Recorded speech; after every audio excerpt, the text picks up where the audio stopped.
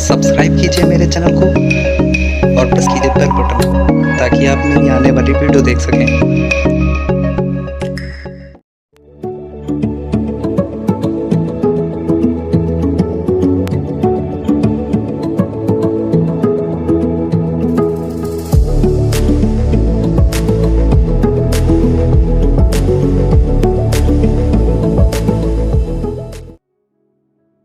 Hello friends, मैं अभिजीत। आज की वीडियो में मैं आपको अपराजिता प्लांट, जिसको बटरफ्लाई पी के नाम से भी जाना जाता है, इसको हम आज केयर करने का आपको बहुत ही सिंपल सा और आसान सा प्रोसेस बताने वाले हैं। तो इस वीडियो को आप अंत तक ज़रूर से देखिएगा, क्योंकि इसके ज़रिए आप अपने प्लांट पे बहुत सारे फ्लावर पा सकते हैं, जैसा कि मेरे प्लांट पे आपको दिखाई दे रहा है। तो इसकी बहुत सारी वैरायटियाँ होती हैं। आप इनकी वाइट कलर के फ्लावर के प्लांट को भी परचेज़ कर सकते हैं नर्सरी से। अपराजिता प्लांट को आप इस मौसम में सीड्स और कटिंग से बहुत आसानी से ग्रो कर सकते हैं। तो बारिश का मौसम बहुत अच्छा होता है इनकी कटिंग को लगाने के लिए। तो इनकी कटिंग को आप मैच्योर जो ब्रांच है उसको आप ले सकते हैं। ये एक वाइन प्लांट होता है, यानी बेल वाला प्लांट होता है। तो आप इसको किसी भी रस्सी के सहायता से आप कहीं भी आप जैसे लटकाना चाहते हैं तो वहाँ भी इनकी वाइन को लटका सकते हैं। बेल होती है इनकी बहुत अच्छी, और इनका फ्लावर आप देख सकते हो बहुत ही अच्छे साइज़ का होता है। और इनमें कई सारी वैरायटीज़ होती हैं, जैसे सिंगल पेटल। तो ये मेरे पास जो है मल्टी पेटल फ्लावर का प्लांट है, आप देख सकते हैं। ये एक परमानेंट प्लांट होता है, तो आप इनको विंटर में भी इनसे फ्लावर ले सकते हैं, लेकिन जब कोहरा पड़ता है तब इनकी ग्रोथ थोड़ी सी रुक जाती है और इनमें जो पत्तियां हैं वो झड़ना शुरू कर देती हैं। तो उससे आपको घबराने की ज़रूरत नहीं है। आप उस प्लांट को विंटर में जो कोहरा पड़ता है उससे आप इनको बचाइए, जिससे ये आपका प्लांट हमेशा आपके पास परमानेंट रहेगा और उन पे फ्लावर भी आपको देखने को मिलेगा हमेशा।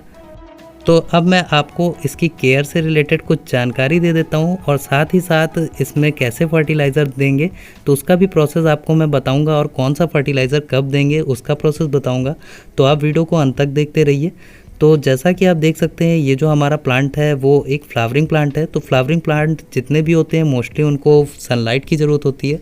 तो इसको भी डायरेक्ट सनलाइट की ज़रूरत होती है। तो आप इसको बिल्कुल डायरेक्ट सनलाइट में रखिए, जिससे इसका ग्रोथ अच्छा होगा और इसमें जो फ्लावर है वो भी अच्छे साइज़ के आएंगे, इसकी प्लांट की हेल्थ अच्छी रहेगी।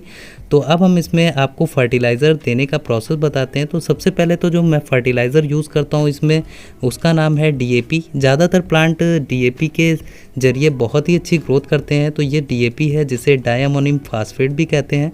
आप इसको ज़रूर से आप अपने घर में ख़रीद के रखिए। तो हमें डीएपी के लगभग 15 से 20 दानों को पॉट के बिल्कुल किनारे किनारे सर्किल में स्टेम से दूरी पे देना है आपको, इस तरह से। तो आपको सबसे पहले तो पॉट में गुड़ाई कर लेनी है। गुड़ाई सबसे बहुत ज़्यादा ज़रूरी होता है हमारे फ्लावरिंग प्लांट के लिए, क्योंकि गुड़ाई के ज़रिए जो हमारी कुछ एक्स्ट्रा रूट्स होती हैं वो भी धीरे धीरे टूट जाती हैं, और जो इसमें कुछ स्पेस नहीं होता है रूट्स को बढ़ने का तो वो भी इनको मिल जाता है। और एयर के ज़रिए इनमें बहुत ही अच्छी तरीके से न्यूट्रिएंट इनको मिल जाते हैं। तो आपको गुड़ाई तो ज़रूर से हफ्ते में एक बार करना है, ताकि आपका प्लांट अच्छे से ग्रो करे। तो गुड़ाई करने के साथ ही साथ हम ये लगभग 10 से 12 दिन पे ये 15-20 दानों को आपको इस तरह से पॉट में देना है। आप प्लांट को जब भी फर्टिलाइज़र दीजिए तो मॉर्निंग या इवनिंग के टाइम में दीजिए, क्योंकि मॉर्निंग और इवनिंग टाइम में ये प्लांट जो है अपना फूड का प्रोडक्शन नहीं कर रहे होते हैं, और नून टाइम में ये फूड का प्रोडक्शन कर रहे होते हैं। तो इस टाइम फर्टिलाइज़र देने से आपका प्लांट ख़राब हो सकता है। प्लांट को फर्टिलाइज़र देने के बाद आप पॉट में पानी ज़रूर से डालिए, ताकि जो हमने फर्टिलाइज़र दिया है वो मिट्टी में अच्छे से घुल सके और प्लांट को अच्छे से मिल जाए। डीएपी के अलावा जो हमें फर्टिलाइज़र देना है वो है गोबर की खाद। आप देख सकते हैं इस तरह की आपको गोबर की खाद लेनी है, जो बहुत ही अच्छी सॉफ्ट हो और पूरी तरह से सड़ चुकी हो, जिसमें किसी भी तरह के आपको कीड़े मकोड़े या इंसेक्ट नहीं दिख रहे हों। इस तरह की आपको गोबर की खाद लेना है। अगर आपको गोबर की खाद नहीं मिलती है तो आप इसकी जगह वर्मी कंपोस्ट का यूज़ कर सकते हैं। गोबर की खाद को आपको प्लांट की मिट्टी में इस तरह से गुड़ाई करके एक लेयर की तरह आपको बिछाना है, ताकि इसमें जब ऊपर से आप पानी डालें तो गोबर की जो खाद है उससे धीरे धीरे छन छन के इसको पानी मिलता रहे और इसकी रूट्स को धीरे धीरे फर्टिलाइज़र मिलता रहे। तो इस तरह से आपको महीने में एक बार ये काम ज़रूर से कर लेना है। गोबर की खाद डालने के बाद हल्की सी आप गुड़ाई भी कर सकते हैं। गुड़ाई करने के बाद आप इस तरह से इस पर पानी ऊपर से डाल दीजिए, ताकि इसको अच्छे से जो फर्टिलाइज़र है वो रूट्स को मिल जाए।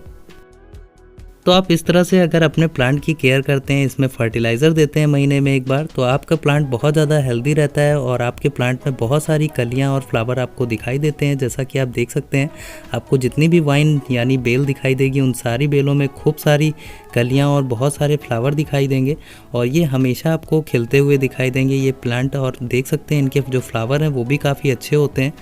अगर आपको ये सब भी फर्टिलाइज़र नहीं मिलते हैं तो आपके घर में ही जो किचन से वेस्ट निकलने वाले होते हैं, जैसे कि कोई भी सब्जी हो गई या किसी भी तरह के फ्रूट हो गए, उनके जो छिलके निकलते हैं आप उनको कलेक्ट करके बहुत ही अच्छे से फर्टिलाइज़र तैयार करके इनको दे सकते हैं।